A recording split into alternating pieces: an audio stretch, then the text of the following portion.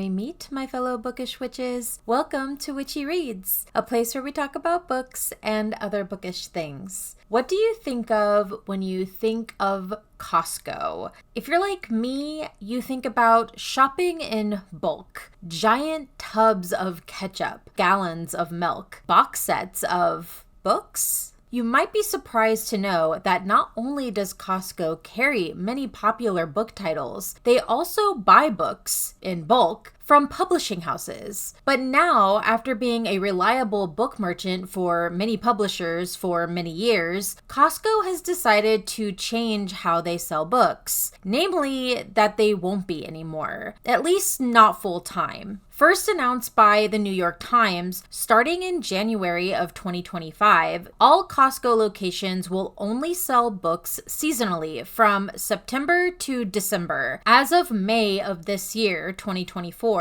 that is 611 total locations, with 23% of those being located in California. It's a bold strategy, Cotton. Let's see if it pays off for them. Why is this happening? According to multiple sources, a combination of reasons have been given or spoken about as to why Costco has made this decision. I want to provide a breakdown of those reasons for those who want all the info in one place. Listed in what I think is the least to most relevant reason based on my opinion alone. 1. Penny Clark Iannicello left Costco in 2021. Penny was Costco's renowned book buyer for 32 years, up until her departure in April of 2021. While this obviously isn't a recent change and hasn't been reported on as much during this transition for the store, I fully believe this was the first step towards the choice to sell books seasonally, especially if they never replaced Penny, which makes sense as the book section in Costco's has slowly dwindled, and the company has made some arguably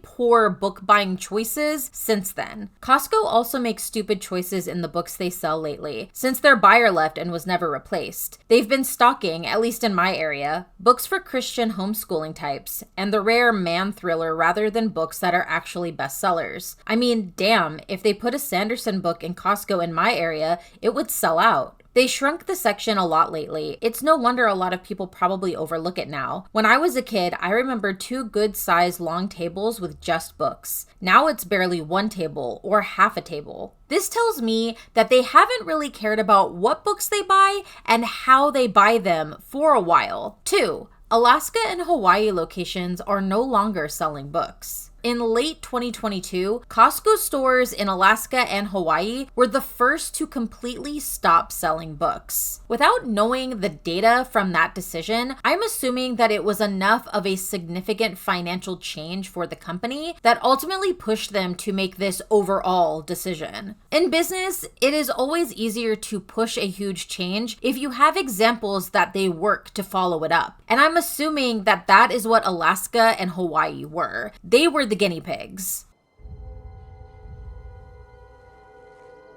Madness. This is Sparta!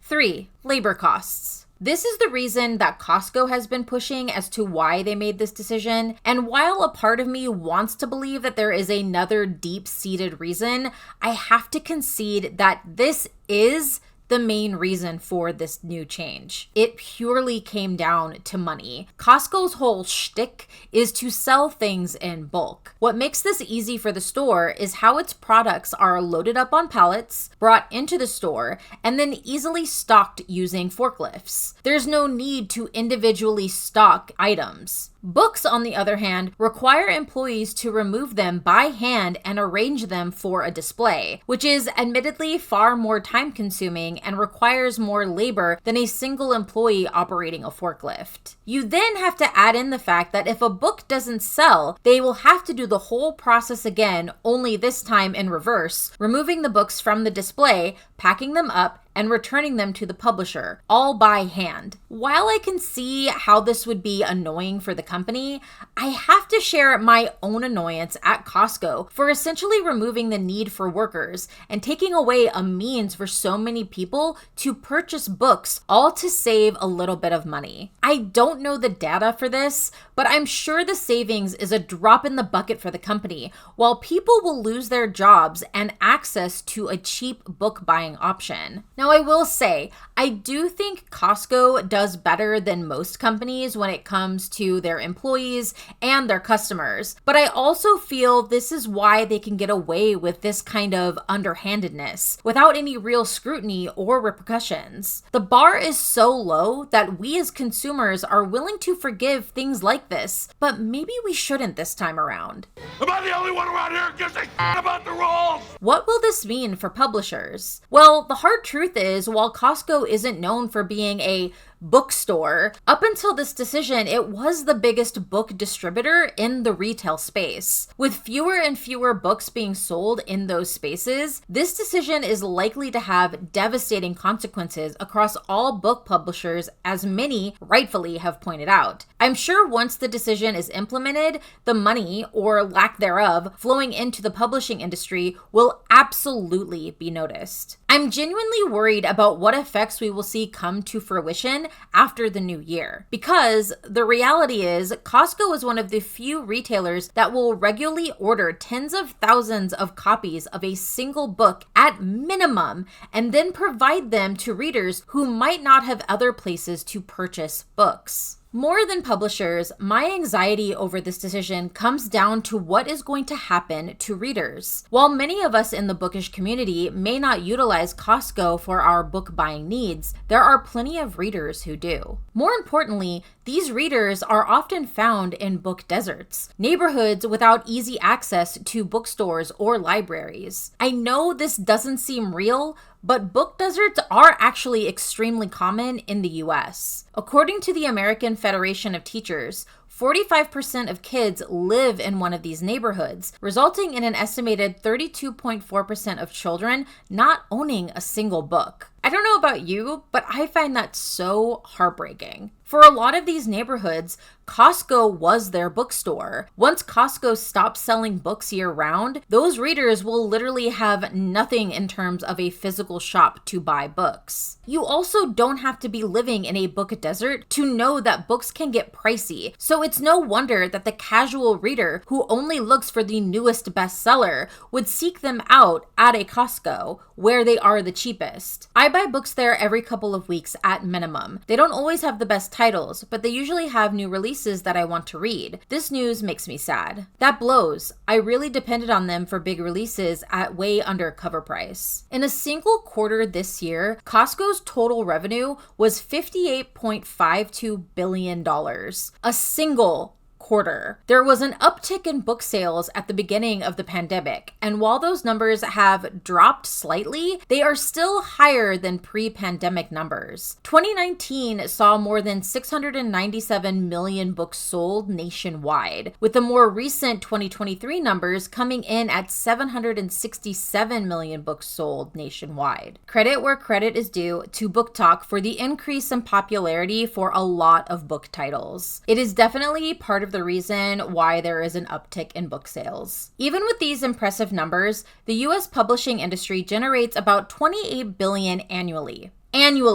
Compared to Costco's quarterly $58 billion. It does seem absurd that this is happening. While many who aren't avid readers might be pressed to disagree, the fact remains that reading is both essential and fundamental. Reading gives people of different ages, genders, and social class the ability to learn and grow. Despite this, the US still ranks 36th in literacy. It's disheartening to admit that reading seems to be falling out of favor for the majority. A December 2023 YouGov poll found that 46% of Americans, almost half, didn't read a single book in 2023. If we add in the continued push to ban books across the United States, we are looking at a continued decline in US literacy. Costco's decision isn't to blame for all of this, but it would be disingenuous to not point out that it is part of the overall problem. Yes, there are more and more digital options, but that can only ever serve as a band-aid to the greater point of needing access to books. Because when we take away something as simple yet powerful as books, everyone loses. Raider!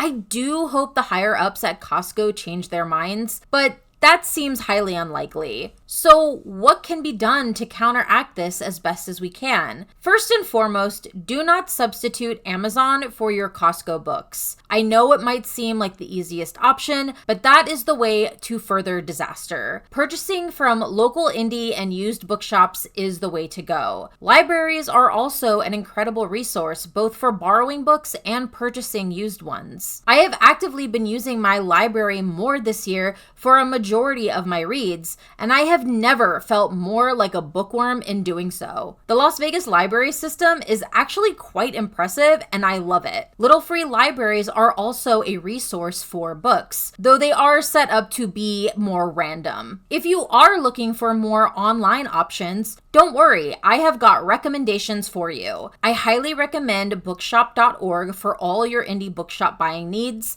and of course, thriftbooks.com for used books. These options don't ship as quickly as Amazon, but I personally feel they are a far superior option if you can handle the wait. 3 to 5 days on average, a week tops. Then of course, there is always Barnes & Noble, both their physical stores and online. To help readers living in book deserts, it is imperative that programs such as Head Start stay alive and active. They provide books to kids in need, ensuring that they never have to go without them. I also want to recommend Dolly Parton's Imagination Library. It's a program that was started by Dolly Parton back in 1995 that sends age-appropriate books to registered kids every month. The family literally just has to go to the website and register their kid, input their age, and you can start the process. I can attest that it is a great program. And if you are interested in any of those resources, I'm going to link everything down in the description below. Any of these options are great things that you can do, and if you have the means, donate to programs that help get more books in the hands of kids. Your library card, please. I don't have one. You do now. Consider this your passport to the wonderful and quite unpredictable world of books. Do I think this is going to be the downfall of publishing? No. Do I think this is going to be a big hit to readers in certain areas?